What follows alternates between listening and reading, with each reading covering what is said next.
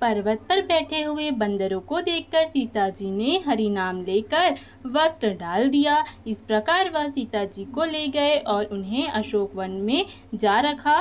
सीता जी को बहुत प्रकार से भय और प्रीति दिखलाकर जब वह दुष्ट हार गया तब उन्हें यत्न करा के अर्थात सव्यवस्था ठीक करा के अशोक वृक्ष के नीचे रख दिया। जिस प्रकार कपट मृग के साथ श्री राम जी दौड़ चले थे, उसी छवि को हृदय में रखकर वे हरि नाम अर्थात राम नाम रटती रही।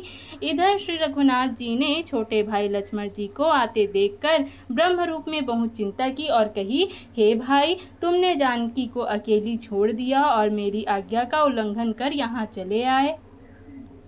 राक्षसों के झुंड वन में फिरते रहते हैं। मेरे मन में ऐसा आता है कि सीता आश्रम में नहीं है। छोटे भाई लक्ष्मण ने श्री राम जी के चरण कमलों को पकड़कर हाथ जोड़कर कहा, हे नाथ, मेरा कुछ भी दोष नहीं है। लक्ष्मण जी सहित प्रभु श्री राम जी वहां गए जहां गोदावरी के तट पर उनका आश्रम था। आश्रम को जानकी जी से रहित देखकर श्री राम जी साधारण मनुष्य की भांति व्याकुल और दीन दुखी हो गए। वे विलाप करने लगे और हाँ गुणों की खान जानकी, हाँ रूप शील व्रत और नियमों में पवित्र सीते। लक्ष्मण जी ने बहुत प्रकार से समझाया। तब श्री राम जी लताओं और वृक्षों की पंक्तियों से पूछते हुए चले, हे पक्षियों, हे पशुओं, हे भौरों की पंक्तियों, तुमने कहीं मृगनयनी सीता को देखा है? खंजन, तोता, कबूतर, हिरन, मछली, भौरों का समूह, प्रवीण कोयल, कुंदकली, अनार, बिजली, कमल, शरद का चंद्रमा और नागिनी, वरुण का पाश, कामदेव का धनुष, हंस, गज और सिंह, ये सब आज अपनी प्रशंसा सुन रहे हैं।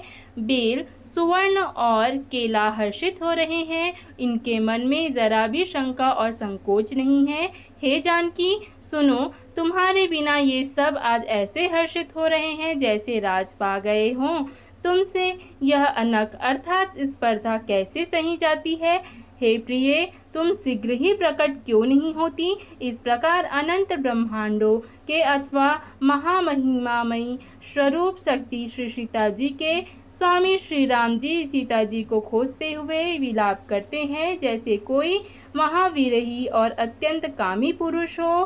पूर्ण काम, आनंद की राशि, अजन्मा और अविनाशी श्री राम जी मनुष्यों के से चरित्र कर रहे हैं। आगे जाने पर उन्होंने गृद्धपति जटायु को पड़ा देखा, पर वह श्री राम जी के चरणों का स्मरण कर रहा था, जिनमें ध्वजा, कुलिश आदि की रखाए अर्थात चिन्ह है।